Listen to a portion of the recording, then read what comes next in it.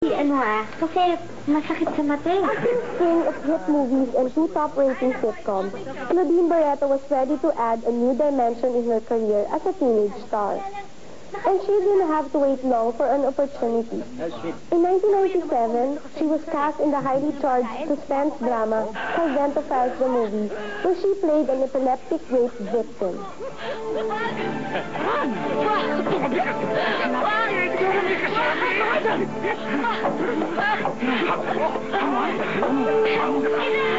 She also gave an impressive performance as Sharon Cunete's domineering stepdaughter in Madrasta, where she co-starred opposite boyfriend Vicayan. Soon, Claudine became the next big star to watch. Ikot na ikot. Sino bang ini-expect mo mag-serve kami ni Dodi?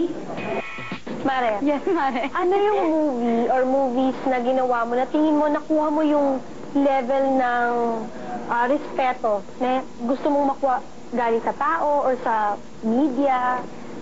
Nagsimula siguro yan nung Dahil Mahal na Mahal Kita. Mula nung pelikulang yun. Excuse me, boys. Yun, na-feel ko na importante pala ako. Na importante ako sa maraming tao. Nagpapasalamat ako doon. Yung Dahil Mahal na Mahal Kita, Soltera, Anak, yun. Tingnan mo nga yung noo mo. Puro linya. Yung balat mo, kulubot na. At yung buhok mo, nakakalbo ka na. Look, that's enough, okay? Totoo naman di ba, classmate? Mukha siyang chewing gum ng inuyan ng dalawa. Claudine's talent for drama would be further put to the test in the big screen. Manang, In 1999, she starred in Soltera with Diamond Star, Maricel Soriano, and Dieter Ocampo. Again, audiences saw in her an intense but subdued performance as a woman torn between love and loyalty. Buong buhay kong dadali. Naponsensya ko na sinaktan kita. At aasa pa rin ako. Pagdating ng panahon, sana ate mapatawad mo ako. Nung ginawa mo yung Soltera, naging close kayo ni Ate Maria? Sobra. Alam mo, ang sarap kasi ang sarap makatrabaho yung malalaking artista natin eh.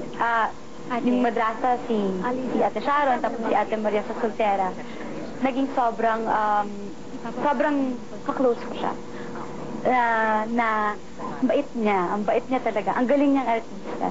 Ano yung mga naitulong niya sa'yo pag gumagawa kayo ng scene together? Alam mo, marami. Marami siyang naitulong. Siguro, sa lahat ng malalaking artista na nakakatrabaho mo, marami silang maitutulong at marami kang matututunan sa kanila.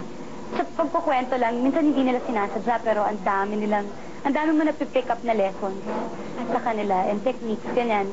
Like si Ate Maria, maraming naitulong sa akin. Maraming na-share. Hindi lang tungkol sa show business, kundi pati sa tunay na buhay nila.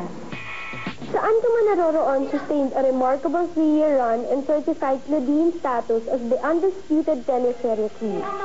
In the midst of all this, she found time to do a monumental project for Star Cinema. Anak, released in 2000, cast her with screen legend Vilma Santos, pitting acting talents against an actress she has long since admired. Claudine's movie career was at an all-time high. Nung malaman mo na kasama ka sa moving Anak, ano na feel mo? Nung nalaman ko pa lang kasi, nung Soltera pa lang kasama ko si Miss Maricel Soriano.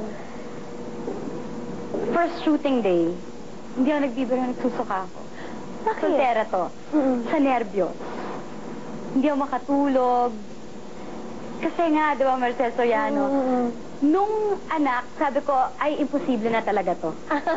Kasi Ate Maria at si Ate V, idol ko pa, yung mga sobrang iniidol akong tao. Gusto ko na talaga himatayin nung nalaman kay Anak.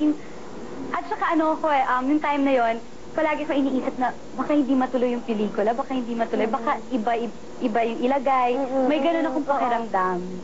So, nung nag-shoot na kami, doon ko lang talaga sinabi na, oh my God, sobra na talaga akong blessed. Sige, lumayas ka. Layas! Talaga lalayas ako, Tuluyan mo sirain ang buhay mo. Sige, layas! Magpakabuhan ka sa bisyo mo. Magpakasawa ka sa mga tao. Gagawin ko talaga yan. Lumayas ka! ate. Pabuntis ka! Nay, tama na. Ano yung masasabi mong unforgettable na nagkaroon kayo ni Ate V? Si Ate V, kasi sa pelikula pa lang rin, kagaya nga na kay Ate Maria, nagkaroon na kami ng, naging sobrang close kami. Marami kaming similarity sa pag-uugali. Marami kaming parehong gusto. Mahilig siya uminom ng tsaa, yung ganyan. Tsaka mahilig kaming mag-shopping. Kasi nung yung anak, ito yung first na movie yata ng Star Cinema na nilabas sa Japan, sa Hong Kong. Kasi nga, yung pelikula was about mga OFWs, yung mga anak nila. So, yun, magkasama kami mag-travel.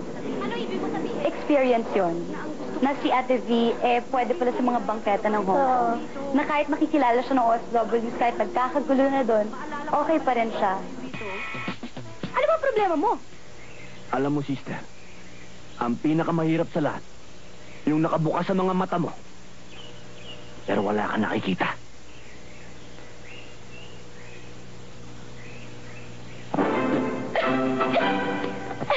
Ano ba? Paano makakita? Binugahan mo ako! Yung dun sa movie na, oops, teka lang, paano ka napapayag na gumawa ng movie na gano'n? Action yun, di ba? Oo. Kasi comfortable ako kay Robin. Kasi kaibigan siya ni na Marjorie at Gretchen. So bata pa lang ako, kilala ko na siya. Takot ako sa putukan, takot ako sa baril, takot ako sa... Pag New Year's, Mare, nagtatago ako. Hindi talaga totoo yan. Nasusubik lang kami palagi. Kami ni Gretchen, traumatic sa amin ng New Year kasi yung mga kuya ko dati nagpapaputok ng kung ano-ano. Ngayon, bawal na sa amin. Bawal na. So talaga nagtatago kami pag New Year. Yun, kasi sabi ni Robin, dayain na natin ng cotton yung tenga mo. Meron pinapasok sa tenga ng rubber. Yun yung ginamit ko, yung rubber na yun. Tapos di ba may mga fighting scenes ka doon? Oo. Yun naman, natutunan ko sa mga kuya ko at sa mga pamangkin ko. Oo. Na mga boys na malalaki, naka-age ko. Claudine's hard work and dedication to her craft has allowed her to step out of her sister's shadows and make her own mark in television and movies. When we return, we talk about her latest movie with real-life partner, Rico Yan. You are watching Cover Stories. Alam mo, hindi niya inaamin to, pero alam mo, romantic siyang tao. Ayaw niya ng love song, ayaw niya ng... Yung pag may nakakita siyang mushy o masyadong emotional, hindi niya gusto yung ganun. Pero ayaw niya aminin sa sarili niya na romantic talaga siya.